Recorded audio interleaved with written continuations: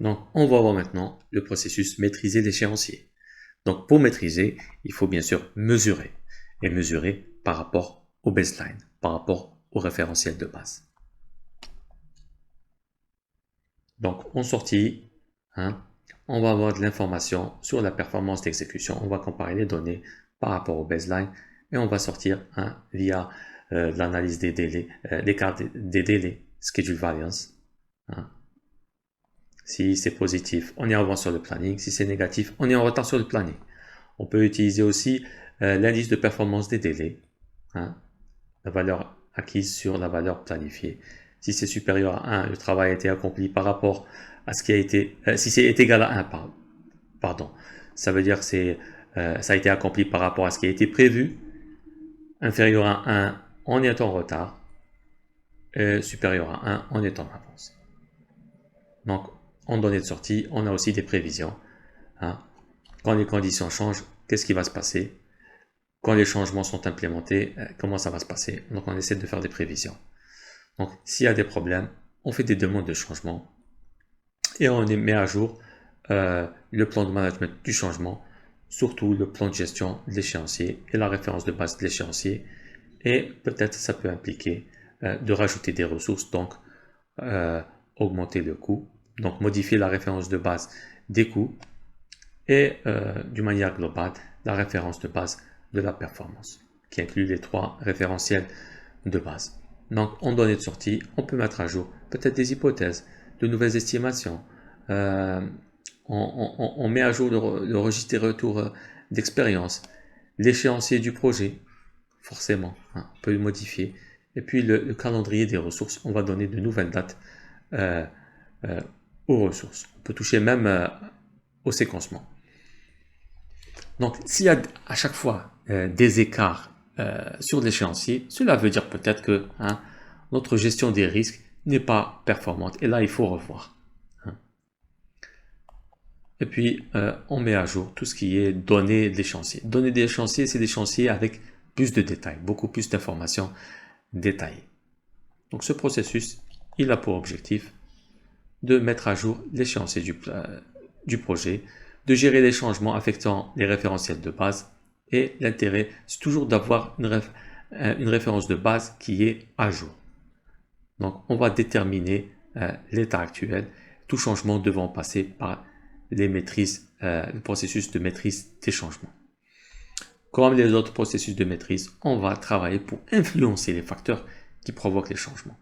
On va réexaminer les réserves des risques. Et dans le cas des approches agiles, on va redéterminer peut-être le bon rythme des itérations.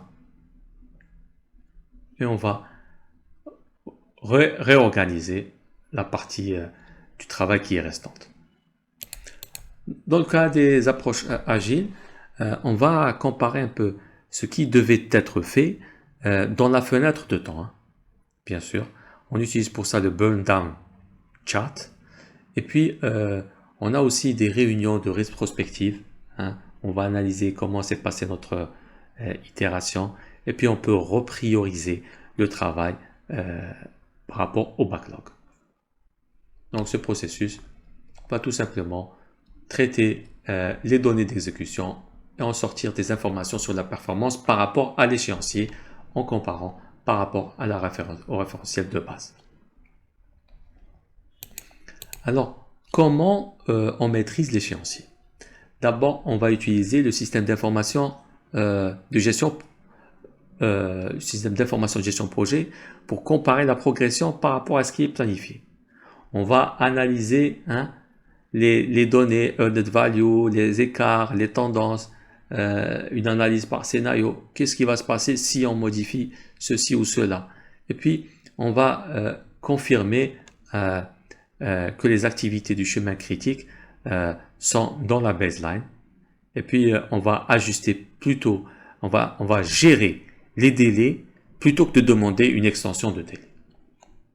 D'accord, c'est la dernière chose à faire en faisant des avances, des retards, du crashing, du fast tracking, mise en parallèle. Et puis, si les métriques ne sont pas bons, alors on va ajuster. Donc, après, il faut voir ce qu'il faut changer en termes de préventif, en termes d'action préventive ou corrective. Alors, principalement, on va utiliser l'analyse de la valeur acquise. On va mesurer la performance de l'échéancier, tout ce qui est écart et indice de performance des délais. On utilise aussi le diagramme du travail restant, le burn-down chart. Donc, chaque itération, on est censé avancer. Donc, il y a le travail idéal. On est censé terminer à la journée 10. Mais voici la réalité. Donc, si on extrapole, on verra qu'on va terminer à partir presque le 12e jour. Donc, ça, c'est le diagramme du travail restant, surtout pour les projets agiles. Donc, on fait une revue des performances. On analyse les tendances, comme ici.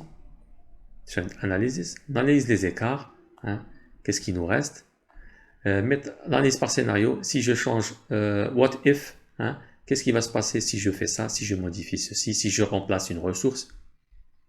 Et puis, on va travailler sur la méthode du chemin critique. Voir un peu si notre chemin critique est toujours dans les baselines, dans le référentiel de base. Est-ce qu'on n'a pas aussi d'autres tâches qui peuvent basculer en chemin critique? Donc, on fait une analyse du chemin critique. Bien sûr, là, le logiciel va nous aider énormément et on va essayer d'optimiser les ressources, faire de l'avance et du retard, faire de la compression d'échéancier, tout ça pour essayer de rester dans les délais et d'éviter de faire des demandes d'extension de délai.